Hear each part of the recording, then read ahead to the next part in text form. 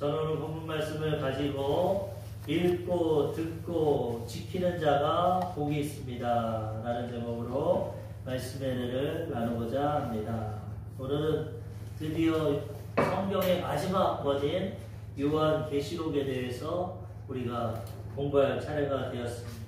창세기부터 개척 이후에 지금 계속 꾸준히 골고루 하나님의 말씀을 배우기 위해서 훈련을 해야 하는데, 이제 마지막 장인 이 요한계시록을 통해서 하나님이 앞으로 일어날 일들, 미래에 어떠한 일들이 일어날지를 우리를 깨우쳐 주시고 말씀을 통해서 미래를 보여주시는 것입니다.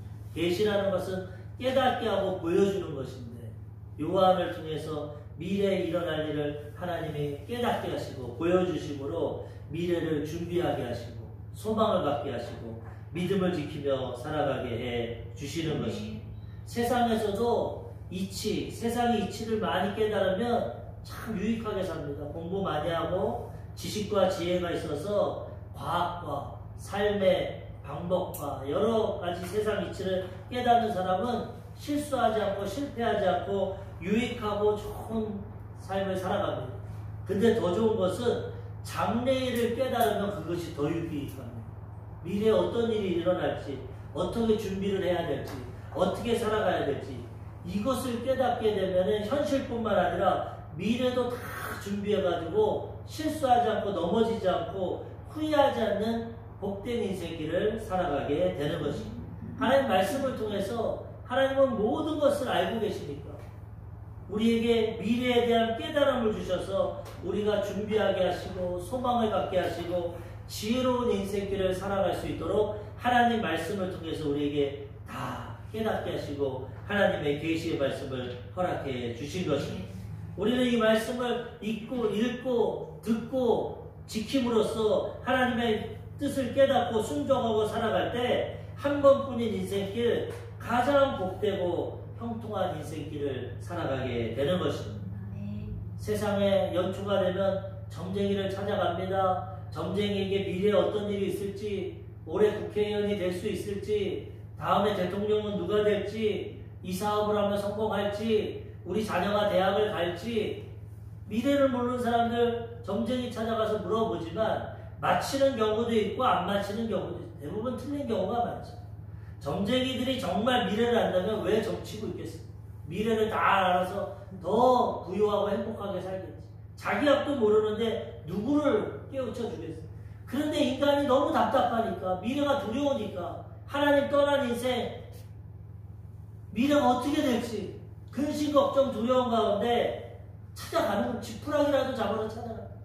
그래서 정치는 분들 보면 하루만 집에 나보다도 못한 환경인데 그 사람한테 가서 물어봅니다. 올해 어떻게 될까요? 사업이 잘 될까요? 뭐가 잘 될까요? 물가에 가지 말까요? 어디에 가지 말까요?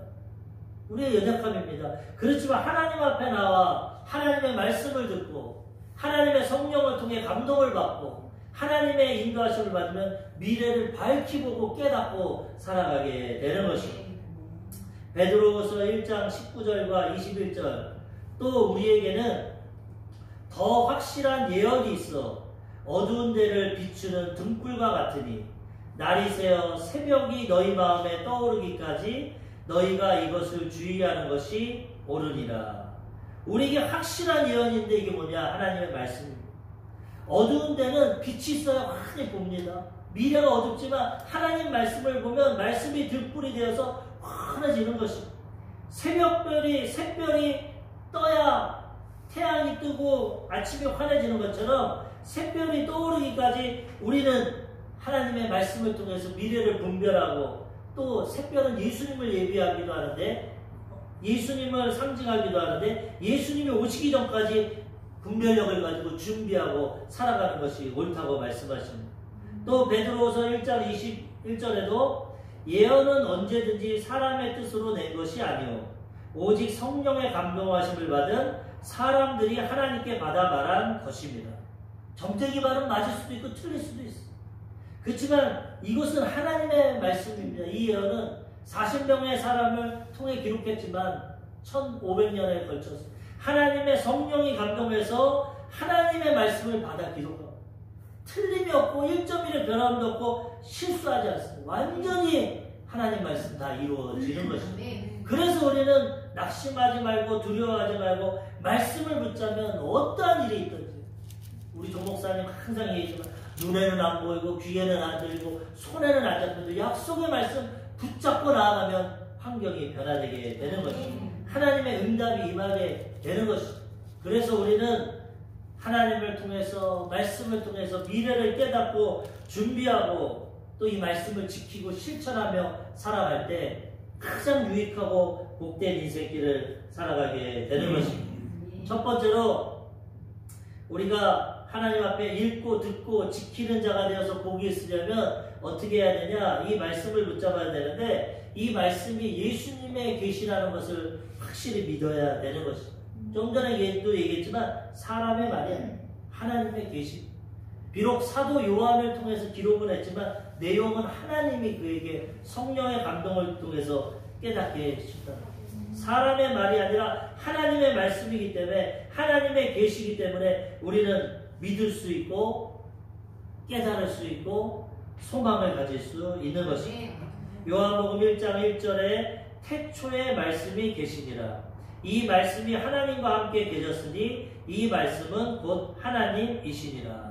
예수님의 계신데 예수님이 말씀입니다. 말씀 자체. 태초에 하나님과 함께 하셔서 하나님의 빛이 있으라 하니까 예수님 말씀의 능력이 나가고, 말씀의 능력이 나가니까 성령이 역사해서 빛이 있고 창조의 역사가 나타납니다. 그 말씀이신 예수님이 이 땅에 오셨고, 그 예수님이 미래에 대해서 하나님의 말씀을 통해서 다 계시해 주셨다. 그래서 우리는 그 예수님을 믿고 그 말씀을 믿고 순종할 때 미래를 걱정하지 않고 하나님의 뜻을 이루며 살아가게 되는 것입니다. 요한복음 1장 14절에도 말씀이 육신이 되어 우리 가운데 거하시매 우리가 그의 영광을 보니 아버지의 독생자의 영광이요 은혜와 진리가 충만하더라. 말씀이 육신이 되어서 우리가 똑같은 몸으로 오셨는데 그분은 어떠하냐? 은혜와 진리가 충만한, 하나님의 사랑과 거저주시는 은혜, 그리고 진리, 거짓이 없는 진리의 말씀으로 충만하기 때문에 우리가 예수님 바라보고 말씀 듣고 순종하면 온전한 삶을 살아가게 되는 것입니다. 오늘 계시록, 요한계시록 1장 1절에도 사도 요한이 말합니다. 예수 그리스도의 계시라. 내 계시가 아니라, 내가 깨달은 게 아니라 예수 그리스도의 계시라. 이는 하나님이 그에게 주사 반드시 속히 일어날 일들을 그 종들에게 보이시려고 그의 천사를 그 종 요한에게 보내어 알게 하신 것이라. 요한은 하나님의 말씀과 예수 그리스도의 증거, 곧 자기가 본 것을 다 증언하였느니라. 1장 1절에 이건 사람의 말이 아니다. 지어낸 게 아니다. 사람이 꾸며낸 게 아니라 예수 그리스도의 계시다. 하나님의 말씀입니다. 요한은 천사를 통해서 그것을 보았고, 요한은 하나님의 말씀과 예수 그리스도의 증거를 기록했다. 이거 사람의 말씀으로 보면, 요한계시록 보면서 미래에 대해서 지금 기록하고 있는 어떤 사람들은 그런 일이 일어나겠냐? 세계 3차 대전이 일어나겠느냐? 무슨 7년 한란이 일어나겠느냐? 적그리스도가 일어나고 하나님의 심판이 이 땅에 임하겠느냐? 천년왕국이 생기겠느냐? 백부자 심판이 있겠느냐? 다 믿지 않습니다. 저거 사람들이 꾸며낸 거다. 소설 같은 이야기다. 무슨 그런 일이 있겠냐? 이렇게 이제는 평화시대가 되고 화평시대가 되고 이제는 세상이 과학적으로 의학적으로 발달되어서 120세를 넘게 살고 유토피아가 일어나고 가장 행복한 인생이 될 텐데, 무슨 성경에는 전쟁이 일어나고 7년 한란이 오고 심판이 임하고 다 이거 겁줄라고 인간들이 꾸며낸 얘기다. 안 믿는 사람은 그렇죠. 근데 우리는 하나님 만나고 체험하고 믿음 있는 자들은 하나님의 말씀이기 때문에 세상이 지금 가장 2차 대전 이후로 가장 평탄하고 순탄하지만 그래도 이런 일들이 있구나. 처처의 기근과 지진이 있고 그 다음에 전쟁이 있고 난리와 난리의 소문이 있고, 지금도 전쟁들이 이스라엘, 우크라이나 상상하지도 못하고, 지금 대만에도 이제 전쟁이 일어난다. 대만 중국이 침공하면 북한도 우리나라를 침공한다고 미사일을 쏘고 여러 가지 알 수 없는 일들이 있어요.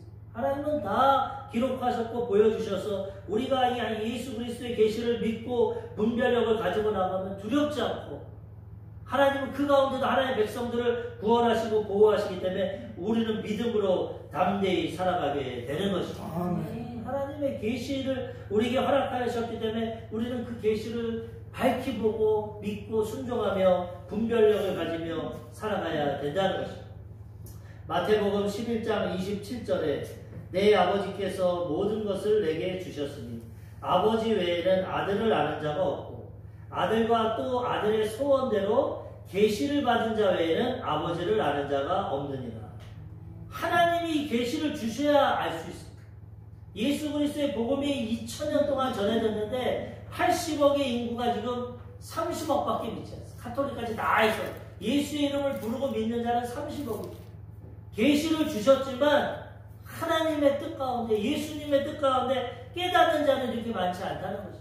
아들의 소원대로 아들이 원하는 자에게 이 계시를 주시는 거예요. 그런데 우리는 웬 말인지 왜 그런지 이 복음의 말씀을 듣고 이 계시를 깨닫고 믿어서 이 자리에 앉아있으니 얼마나 감사합니다. 하나님의 택하심을 받았고 아들의 소원대로 계시를 받아서 믿음으로 나와있지. 이 계시를 알지 못하고 믿음이 없으면 미쳤다고 이 자리에 와 있겠습니까? 하루 쉬는 날 산으로 들러 등산 가야 되고 소풍 가야 되고 맛있는 거 맛집 찾아가야 되고 친구들 만나서 술 한잔 해야 되고 그것이 행복하고 좋은 거지. 왜 이 시간에, 이 귀한 시간에 시간 들여 물질 들여 여기서 예배를 드리고 있어요. 오늘 멀리서 우리 집사님과 권사님, 어머니가 아시는 분들 인천에서 여기까지 오셨는데 왜 저분들이 여기까지 오시고, 물론 부모님과의 관계 때문에 오셨지만 하나님이 또 인도해 주시니까 주일날 개척교회 가서 예배 좀 드려요. 하나님이 이걸 아시고 보내주신 것 같아요. 오늘 4분이 빠지셨어요. 이 조그만 교회 한 번도 안 빠지고 4분이 왔는데 안수 집사님 사회 보시는 분도 오늘 아파서 빠졌고 3분의 식구가 여기 그냥 아까 예배 시간에 전화가 왔는데 못 받았는데 그분이 빠지시고 알 수가 없는데 야 개척교회 또 성도들 낙심하겠구나 하고 2분을 그냥 하나님이 보내주셨어요. 우리는 합력해서 선을 이루는 하나님을 아시고 우리는 모르죠. 어제까지도 얘기가 없었는데 갑자기 이렇게 빌 줄 알아요. 그런데도 하나님은 다 아시고 채워주시고 합력하여 선을 이루어 주시는 우리 감사하고 찬양하고 하나님만 믿고 의지하며 나아가야 된다는 것입니다. 갈라디아서 1장 12절 사도 바울은 고백합니다. 이는 내가 사람에게서 받은 것도 아니요 배운 것도 아니요 오직 예수 그리스도의 계시로 말미암은 것이라. 사도 바울은 신약 성경의 반 13편을 기록했습니다. 근데 얘기합니다. 사람에게 들은 거 아니다. 사람에게 배운 거 아니다. 이건 예수 그리스도의 계시를 통해서 내가 기록했다고 말씀하고 있다. 사도 바울은 예수님 다메섹 도상에서 만나고 원래 예수님 핍박했습니다. 근데 환상 가운데 예수님 만나고 변화된 다음에 아라비아 광야로 갑니다. 광야에 가서 3년 동안 기도하면서 하나님의 계시를 깨닫습니다. 제자들은 예수님께 직접 3년 반 동안 배우고 훈련받고 계시를 받았지만 사도 바울은 그렇지 않았기 때문에 예수님 부활하신 다음에 만났기 때문에 사도 바울이 성경을 기록하고 하나님의 계시를 알기 위해서 그들은 사람에게 배운 게 아니라 광야로 나가서 기도하면서 3년 동안 하나님의 계시를 다 받고 그리고 하나님 말씀 로마서부터 서신서까지 다 기록을 했다. 우리가 이 하나님의 말씀을 사람의 뜻으로 생각하지 말고 내 이성으로 판단하지 말고 예수님의 계시로 믿고 순종하고 나아갈 때 하나님의 뜻이 이루어지고 하나님의 놀라운 역사를 체험하게 된다는 것이죠. 아무나 깨닫는 것이요. 하나님의 사랑하는 자, 하나님 뜻대로 살아가는 자들에게 이 진리의 말씀을 깨닫게 주신다. 예수님이 3년 반 동안 공생회 하는데 가는 곳마다 수천 명이 모였어요. 5천 명 최소한 남자만. 왜? 말씀 전하고 난 다음에 병을 고쳐주고 귀신을 쫓아내고 죽은 자도 살리고 먹을 것도 주고 인간의 필요를 채워주니까 많은 사람들이 쫓아와서 예수님 말씀 들었어요. 그런데 그 가운데 깨닫는 사람도 있고 못 깨닫는 사람도 있어요. 다 말씀을 듣는데 깨닫게 한 사람만 깨닫게 해요. 이것도 하나님의 은혜라는 거죠. 사실 우리 한국교회가 어렸을 때 교회 한 번 안 가본 사람 없어. 우리 어렸을 때 보면 뭐 성탄절날, 부활절날 계란 준다, 뭐 사탕 준다, 학용품 준다. 안 가본 사람도 없어, 사실. 그렇지만 그 많은 사람들이 교회 왔지만 깨닫지 못하고 듣지 못하고 알지 못하고 다 세상길로 나아갑니다. 근데 하나님이 우리에게 깨달음을 주셔서 이 믿음을 지키게 하시니 얼마나 감사하고 복된 건지 모릅니다. 마태복음 13장 13절에서 14절 그러므로 내가 그들에게 비유로 말하는 것은 그들이 보아도 보지 못하며 들어도 듣지 못하며 깨닫지 못함이니라. 이사야의 예언이 그들에게 이루어졌으니 일렀으되 너희가 듣기는 들어도 깨닫지 못할 것이요 보기는 보아도 알지 못하리라. 예수님이 전하는데 듣고 보는데 깨닫지 못해. 예수님을 보고 기적을 체험하고 예수님 입에서 나옴으로 그 말씀을 듣는데도 깨닫지를 못합니다. 깨닫지를. 왜 그렇습니까? 마태복음 13장 15절에서 16절 이 백성들의 마음이 완악하여져서 그 귀는 듣기에 둔하고 눈은 감았으니 이는 눈으로 보고 귀로 듣고 마음으로 깨달아 돌이켜 내게 고침을 받을까 두려워함이라 하였느니라. 누가 깨닫냐? 하나님 마음에 합당한 사람, 양심이 바르고 예수 안 믿어도 정직하고 이웃을 사랑하고 선을 행하는 사람, 바탕이 좋은 사람들이 깨닫는다는 것이죠. 완악해가지고 자기 고집과 자기 욕망과 남을 미워하고 남을 짓밟고 나만 잘 먹고 잘 살고 이기적으로 사는 이런 사람들은 하나님이 자세가 안 되기 때문에 눈과 귀를 닫았다는 거예요. 똑같이 예수님 말씀 듣는데 듣지를 못해. 깨닫지를 못해. 왜? 마음 바탕이 잘못해. 똑같은 말씀의 씨앗을 뿌리는데 어떤 씨앗은 돌짝밭 마음을 얘기합니다. 돌 같은 마음. 잠깐 자라려다가 뿌리를 못 내립니다. 가시밭과 같은 마음. 세상 염려와 근심과 돈에 대한 욕심에 가득해가지고 말씀이 심어지지만 자라지 못합니다. 밭이 다 있는데 돌짝밭, 가시밭, 그 다음에 얇은 밭, 얇은 돌짝밭. 그렇지만 옥토, 마음이 부드러운 자, 겸손하고 진실하고 정직한 자들은 30배, 60배, 100배의 결실을 맺는다는 거죠.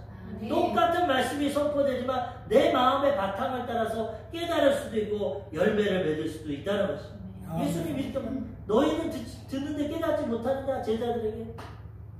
그러면서 마태복음 13장 16절에 그러나 너희는 눈을 봄으로 너희 귀는 들음으로 복이 있도다. 못 깨닫는 사람이 많은데 너희는 눈으로 나를 보고 내 말을 듣고 귀를 듣고 깨달으니까 얼마나 복되냐라고 말씀하고 우리는 이 계시를 깨닫게 하신 것 감사하고 이 계시의 말씀을 붙잡고 믿음으로 순종하며 열매 맺으며 살아가야 되는 것입니다. 구약의 예언은 지금 다 이루어졌습니다. 하나님은 창세기부터 예언을 하셨습니다. 아담과 죄짓고 타락하자마자 스스로 타락한 것이 아니니까 여자의 후손이 와서 너희를 구원할 거야. 여자의 후손이 뱀의 후손의 머리를 짓밟을 거야. 뱀은 여자의 후손 발꿈치질을 물을 거고 그 여자의 후손은 머리를 상하게 할 거야. 예수님 십자가에서 발뒤꿈치를 물듯이 예수님을 공격하지만 예수님은 사단의 머리를 밟아서 물리치시고 부활하시고 우리를 구원해 주실 것을 벌써 예언하고 그 예언을 하셨고 그 다음에 아브라함에게도 너 지금 아들 없지? 앞으로 아들을 낳고 너는 모든 민족의 조상이 될 거야. 다 예언하시고 이루시고 또 너희 백성이 400년 동안은 애굽에서 종살이 거야. 그렇지만 거기서 많은 민족을 이루면 이 가나안 땅을 너에게 줄 거야. 앞으로 일어날 일들 400년 동안 종살이 할 것까지도 다 알려주시고 그리고 모세를 통해 또 비전을 주시고 그들을 가나안 땅으로 인도하시고 그런데도 그들이 하나님의 은혜를 알지 못하고 우상 숭배하니까 하나님이 계시하십니다. 나라가 분열될 거야. 우상 숭배에서 나라가 분열. 우리나라도 일제시대에 장로교가 우상 숭배했습니다. 하도 핍박이 심하니까 일본의 신, 황제, 일본의 신도 그냥 신이다. 교회 강대상 앞에 일본의 신을 세워놓고 거기다 절을 합니다. 신사참배를 합니다. 그래서 우리나라가 나라진 겁니다. 세상 사람들이 이론적으로는 믿지 않겠지만 영적으로 볼 때 우리가 하나님을 배신하고 교회가 하나님 섬기는 주의 종들 목사들이 회의를 해가지고 일본의 신도 신이고 황제다. 신사참배함으로써 하나님이 진노하시고 우상숭배 가장 싫어하시기 때문에 나라가 그 이후로 해방은 됐지만 나눠져 버렸어요. 분열하고 솔로몬이 우상숭배하고 죄를 져서 솔로몬 다음 아들 때 나라가 분열됐어요. 하나님 예언하셨어요. 그러고도 회개하지 못하니까 이 나라가 이제 망해서 뿔뿔이 흩어질 거다. 북이스라엘 남유다가 다 망하게 됩니다. 그런데 하나님은 예레미야 선지자를 통해서 70년이 되면 포로에서 귀환할 거다. 70년이 돼서 다시 귀환시켰어요. 우리나라가 북한과 지금 나눠진 지 거의 70년입니다. 53년에 휴전했는데 지금 2023년이죠. 우리도 이제 거의 통일의 때가 되고 있어요. 많은 믿음의 사람, 영적인 사람은 이제 하나님의 때가 됐고 언제 통일이 될지 모릅니다. 우리 준비해야 된다고 말하고 있습니다. 또 예수님은 예루살렘 성전을 보면서 이 성전이 돌 위에 돌 하나도 남기지 않고 무너질 거다. 예수님 돌아가시고 주 70년에 디도장군, 로마의 디도장군을 통해 성이 다 무너집니다. 모든 예언의 성경의 말씀이 다 이루어졌어요. 지금 안 이루어진 게 이 요한계시록 말씀입니다. 앞으로 처초의 기근과 지진이 오고 그 다음에 아마겟돈, 무기또 이스라엘 땅에서 동방과 서방의 군대가 만나고 대전쟁이 일어나고 적그리스도가 일어나고 예수님이 7년 환란 가운데 재림하시고 이 땅을 심판하시고 새하늘과 새 땅을 이 마지막 요한계시록만 안 이루어졌지 지금 다 이루어졌어. 우리는 이 마지막 때 사는 거죠. 그래서 우리는 이 계시를 통해서 미래를 깨닫고 준비하며 살아가야 되는 것입니다. 박진영이라는 가수가 유튜브에서 지금 많은 설교를 합니다. 근데 그분이 성경도 많이 읽고 이스라엘에 가서 몇 년을 있으면서 공부도 하고 많이 깨달은 건 깨달았어. 근데 잘못 깨닫습니다. 왜냐하면 밑바탕이 구원파야. 그분이 재혼을 했는데 재혼한 아내가 구원파에 속해 있어. 그러니까 그 구원파의 영향이 많고 잘못된 구원파는 이단입니다. 그리고 본인의 지식, 똑똑한 사람인데 자기 지식을 갖고 말씀을 공부하고 역사를 공부해서 깨달으니까 이게 치우쳐. 그래서 올바른 진리는 아닌데 자기는 옳다고 사람들 막 연예인이니까 모아서 성경 공부도 하고 있는데 그런 건 어쩔 수 없죠. 하나 그분의 말에 맞는 것이 그 친구가 뭐라 그러냐면 자기가 여러 종교를 공부해봤고 다 해봤지만은 내가 기독교를 믿는 이유는 기독교는 말씀이 다 이루어졌다는 거예요. 자기가 역사적으로 연구해보니까 이스라엘에 밥 먹듯이 가서 보니까 다 이루어졌다는 거예요. 구약 성경은. 그거는 올바로 깨달아요. 어떤 사람이 앞으로 일주일 후에 있을 앞으로 다음 주에 이런 일이 있을 거다. 근데 그게 이루어지면 그 사람은 신이라는 겁니다. 사람이 어떻게 미래를 알겠다. 근데 성경 말씀은 다 예언이 되고 자기가 공부하니까 다 이루어졌잖아요. 계시록만 아니라. 올바로 깨달지 못했지만 그건 올바르게 깨달았어요. 이와 같이 하나님의 말씀은 1.1도 변함없이 예수 그리스도의 계시로서 우리 인생에 이루어지게 된다는 것입니다. 이 마지막 때 우리는 더 말씀을 읽고 듣고 깨닫고 지킴으로 이 미래를 준비하고 하나님의 뜻 가운데 합당한 삶을 살아가야 되는 것입니다. 예수 그리스도의 계시로 믿고 두 번째 읽고 듣고 지켜야 하는 것입니다. 계시로 믿었으면 실천을 해야 돼. 실천. 깨닫고 실천을 해야 효과가 있습니다. 효과. 세상의 학문도 항상 이론과 실제가 있습니다. 이론적으로 많이 한다고 다 되는 게 아니에요. 이론이 있지만 그것을 실습을 해서 적용을 해야 돼요. 그래서 삶에 나타나는 것이죠. 삶의 학문과 이치도 이론적인 부분이 있고 실제적인 것이 있고 적용을 해야 그게 이루어집니다. 공무원들이 탁상 공무원이라고 책상에만 앉아서 이론적으로 하니까 틀린 게 많아. 현실적으로는 그게 안 맞는데. 이와 같이 이론과 실제가 함께 해야 되는데 우리가 말씀을 읽고 듣고 깨달았으면 이제 지켜야 된다. 지켜야 그 효과가 나타나는.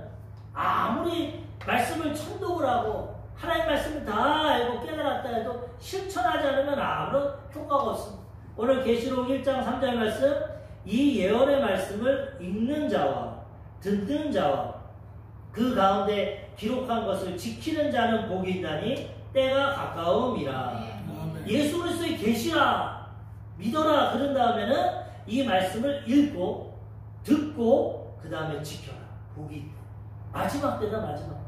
마지막 때 언제 주님이 도적같이 임하실지 모르니까 이 마지막 때에 너희는 깨어서 이 말씀을 읽고 듣고 지키고 나아가면 언제 주님이 오셔도 할렐루야 주님 앞에 들림받을 수 있는 것입니다.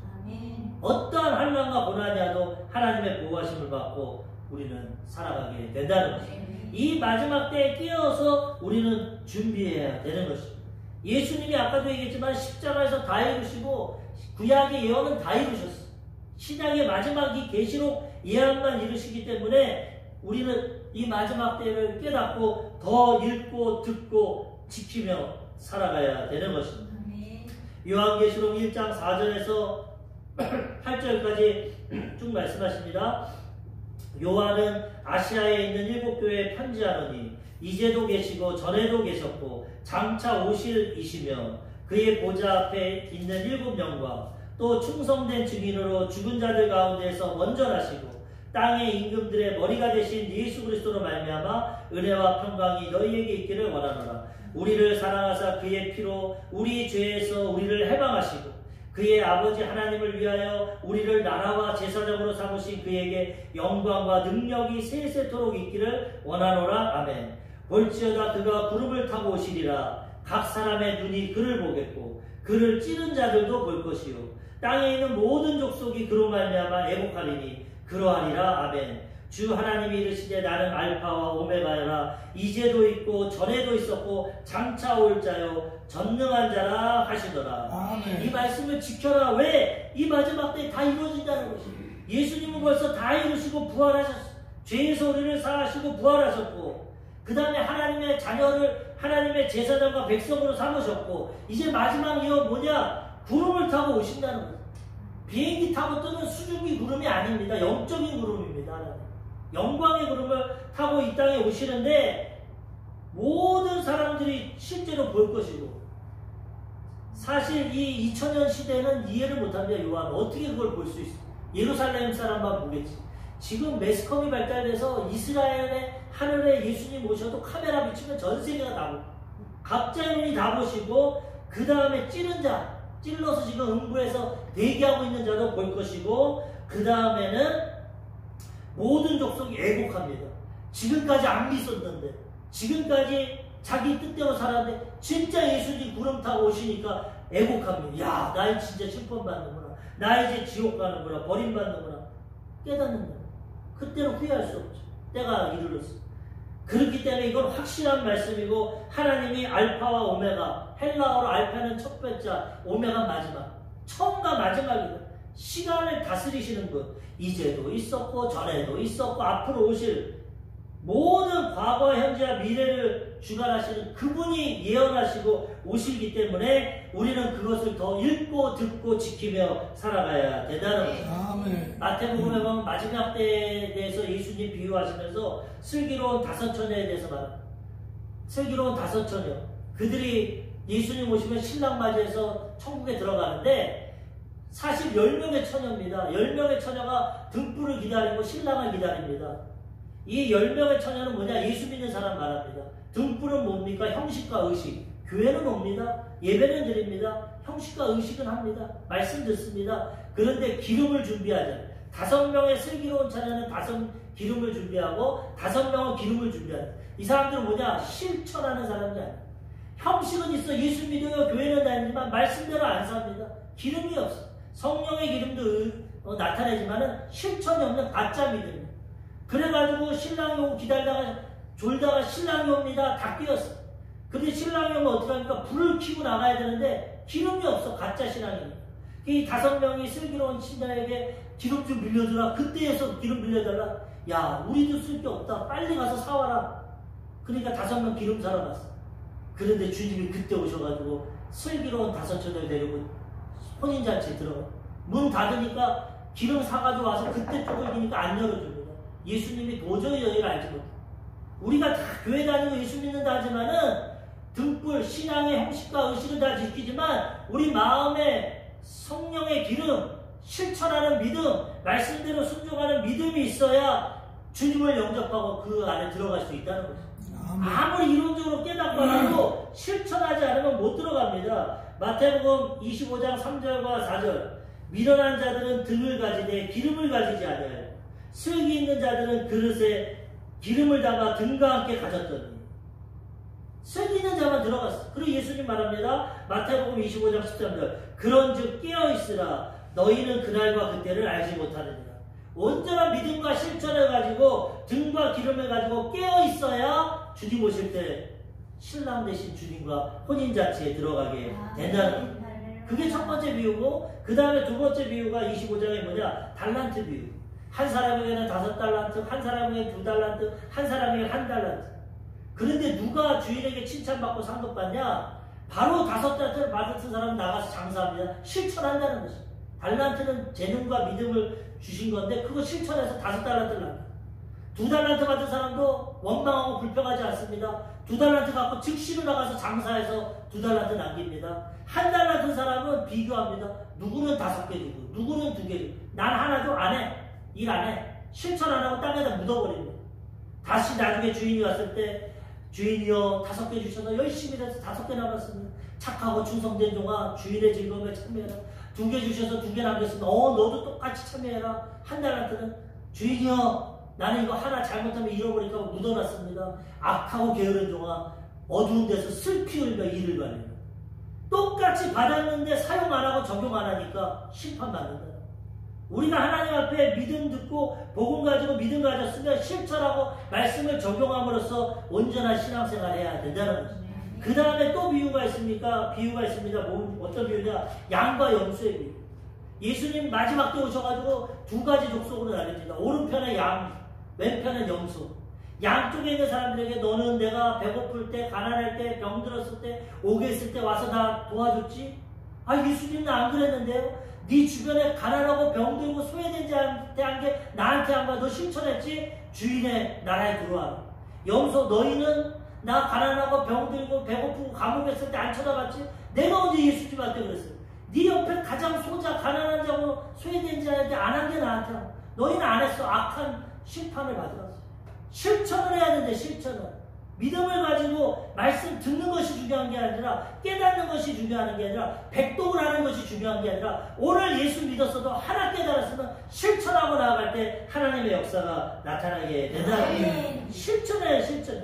마태복음 25장 45절에서 46절 이에 임금이 대답하여 이르시되 내가 진실로 너희에게 이르노니 이 지극히 작은 자 하나에게 하지 아니하는 것이 곧 내게 하지 아니한 것이니라 하시니 그들은 영벌에 의인들은 영생에 들어가리라 하시니라. 실천한 사람은 영생에 들어가고 실천하지 않은 사람은 영벌에 들어가요. 영원한 벌. 주님의 말씀하십니다. 우리는 말씀을 듣고 읽고 지키고 실천하며 살아가야 되는 것입니다. 마지막 세 번째로 성령의 감동을 받아야 됩니다. 항상 말씀드리지만 우리는 연약합니다. 마음은 원이로도 육신이 아닙니다. 오늘 말씀 듣고 오늘 깨닫고 읽었지만 세상에 나가서 지키려면 넘어집니다. 쓰러집니다. 성령의 도우심이 있어야 된다. 계시도 성령이 깨닫게 해요. 요한도 성령의 감동을 통해서 깨달았어요. 우리가 깨닫고 실천하는 건 내 의지는 중요합니다. 자유의지 필요하지만 성령이 도와주셔야 되는 것입니다. 오늘 계시록 1장 10절 말씀 보면 주의 날에 내가 성령에 감동되어 내 뒤에서 나는 나팔 소리 같은 큰 음성을 들으니 요한이 스스로 깨닫는 거 아닙니다. 성령이 감동시켜서 깨닫게. 우리도 지금 이 말씀 들을 때 내 마음에 성령이 감동시켜야 돼. 저 임목사 젊은 사람이 저렇게 거짓말을 하네. 왜 이렇게 잘못된 말을 하네. 안 믿는 사람은 우리 저렇게 사기쳐서 헌금 뜯어서 잘 먹고 잘 사는구나. 이렇게 보는. 그런데 아는 사람은 저게 임목사 말이 아니구나. 진짜 하나님이 성령을 통해서 깨달음을 주시고 말씀해 주시는구나. 이렇게 성령이 도와주셔야 깨달을 수 있고 실천할 수 있다는 것입니다. 요한복음 16장 13절 그러나 진리의 성령이 오시면 그가 너희를 모든 진리 가운데로 인도하시리니 그가 스스로 말하지 않고 오직 들은 것을 말하며 장래의 일을 너희에게 알리시니 예수 믿고 영접하면 성령이 오셔서 진리를 깨닫게 해주시는 것입니다. 실천도 성령의 능력으로 합니다. 사도행전 10장 38절 하나님이 나사렛 예수에게 성령과 능력을 기름 붓듯 하셨으되 그가 두루다니시며 선한 일을 행하시고 마귀에게 눌린 모든 사람을 고치셨으니 이는 하나님이 함께 하셨음이니라. 하나님의 아들 예수님도 성령의 능력으로 기름 부었고 선한 일하고 마귀 쫓아내고 병 고쳤다는 것. 성령의 능력을 받고 도우심을 받아야 이 말씀을 지키며 살아가게 된다는 것입니다. 로마서 15장 19절 사도 바울도 표적과 기사의 능력으로 성령의 능력으로 이루어졌으며 그리하여 내가 예루살렘으로부터 두루 행하여 일루리곤까지 그리스도의 복음을 편만하게 전하였노니라. 기사와 표적의 능력이 바울의 능력이 아니라 성령의 능력으로 행했다는 거예요. 성령의 능력을 통해 깨닫고 믿고 실천하며 살아가야 되는 것입니다. 고린도전서 2장 13절 우리가 이것을 말하거니와 사람의 지혜가 가르친 말로 아니하고 오직 성령께서 가르치신 것으로 하니 영적인 일은 영적인 것으로 분별하느니라. 하나님 말씀 영적인 것이기 때문에 인간의 지식으로 안 됩니다. 성령이 깨닫게 해주셔야 그거를 깨닫고 믿을 수 있게 된다는 것입니다. 고린도전서 2장 14절 육에 속한 사람은 하나님의 성령의 일들을 받지 아니하나니 이는 그것들이 그에게는 어리석게 보이며 또 그는 그것들을 알 수도 없나니 그러한 일은 영적으로 분별되기 때문이라. 똑같은 말을 해도 이성적으로만 들으면 받을 수도 않고 어리석게 아유 저 목사님 저렇게 거짓말을 하냐 미래가 평안한데 무슨 심판이 오고 하나님이 오냐 뭐 이렇게 어리석게 보인다는 거 알 수도 없다는 것이죠. 왜? 영적으로 깨닫지 못해. 그게 성령의 감동을 통해 영적으로 깨달으면 아 미래가 이렇게 되구나 세상이 이 정도로 흘러왔구나 앞으로 이런 일이 있겠구나 분별하며 살아가게 된다는 것이죠. 우리 조영기 목사님이 불광동에서 개척하고 전도하면서 많은 성도가 왔는데 한 아주머니께서 여자분이 믿었는데 남편이 대학 교수입니다. 지식이 많아. 그래가지고 내 남편 좀 전도해 주세요. 내 남편 좀 구원해 주세요. 그게 이제 신방을 갔어. 그래서 선생님 지식도 좋지만 하나님의 말씀 듣고 믿고 구원받으세요. 아무리 말씀을 가르쳐도 그런 거 사람이 만든 거 어떻게 그렇게 삽니까? 지식과 과학으로 살아야 돼. 그런데 희한한 것은 그렇게 이론과 지식이 많지만 신문은 줄줄줄 읽지만 성경 말씀 좀 읽어보세요. 말씀을 못 읽다. 말씀을 읽지는 못해. 영적으로 죽어있기 때문에. 신문은 줄줄줄 읽는데 말씀을 성령이 감동하시고 깨닫지 못하면 대학 교수라도 하나님 말씀을 읽지도 못하고 깨닫지도 못해. 기도 좀 합시다 해도 기도도 못해. 말은 그렇게 지식이 많으니까 유창하게 하는데 하나님의 기도를 할 수가 없어. 영적인 일은 영적으로. 성령의 도우심으로 말씀도 읽고 깨닫고 기도도 하게 된다는 성령의 우리의 연약함을 도와주셔야 된다는 것이죠. 우리 조용기 목사님이 세계 최대의 교회를 세우고 온천하에 복음을 전하고 그분을 통해 많은 영혼이 회개하고 돌아왔지만 그분 말을 들은 게 아닙니다. 그분은 뭐라고 하냐 내가 성경을 읽고 설교를 하려면 3시간에서 5시간은 기도합니다. 방언으로. 토요일은 기도원에 올라가서 하루 종일 왜? 인간적으로 사람 못 변화시키고 인간적인 말에서 안 돼요. 하나님 말씀을 읽고 하나님 성령을 통해서 깨닫게 하십시오. 계시하여 주옵소서. 말씀하여 기도를 하면은 말씀에 힘이 있고 진리가 깨달아지고 능력으로 말씀을 전한 성도들이 아멘을 하고 그 많은 성도들이 한 손에 딱 잡힌다. 그런데 해외 성에 갔다 와서 기도도 못하고 준비를 못하고 강대상에 있으면 십자가에 달린 느낌. 말소리가 나오지 않고 성도들은 졸고 내가 말하면서도 답답하고 괴롭고 목에서 소리가 삑삑 난답니다. 자기는 자기 자신에 대해서 목소리만 들어보면 안 되는 아 뱃속에서 깊이 나오면 성령이 역사하시는구나. 기도 많이 했구나. 기도 안 하고 설교하면 목에서 삑삑 된다. 아 내가 기도 못해. 성령이 똑같은 사람인데 기도하고 감동해줘야 설교도 할 수 있고 성도들도 은혜 받게 된다. 인간적으로 아무리 공부 많이 하고 논문을 쓰고 지식적으로 해서 성도들은 지루하고 잘게 된다. 기도하고 성령의 감동을 통해서 깨닫고 실천하며 나아가야 된다는 거죠. 예수님도 말씀하셨습니다. 마태복음 10장 20절 말하는 이는 너희가 아니라 너희 속에서 말씀하시는 이 곧 너희 아버지의 성령이시니라. 너희가 복음 전하다가 임금들 앞에 세상 사람들 앞에 잡혀갈 때 걱정하지 마라. 뭘 말할지 걱정하지 마라. 너희 안에서 성령이 말하실 거야. 기도하고 성령 의지하면 하나님이 말씀해 주시는 거예요. 저도 공부 많이 못했고 부족하고 연약하지만 우리 조 목사님에게 은혜 받고 받았기 때문에 저도 이 설교하려면 최소한 3시간에서 5시간은 기도합니다. 방언. 그래야 할 수 있습니다. 성령이 도와주셔야 이 진리의 말씀을 정말 이성적으로 밀어나고 어리석어 보일지 모르지만 하나님의 말씀을 증거하게 되는 것입니다. 우리 모두는 성령의 감동을 깨달아서 이 말씀을 읽고 듣고 이 마지막 때 실천하며 살아가야 되는 것입니다. 이러한 은혜와 축복의 삶을 살아가심으로 이 마지막 때에 복 있는 자가 되고 하나님의 뜻을 이루고 하나님께 쓰임 받으시기를 주님의 이름으로 축원합니다.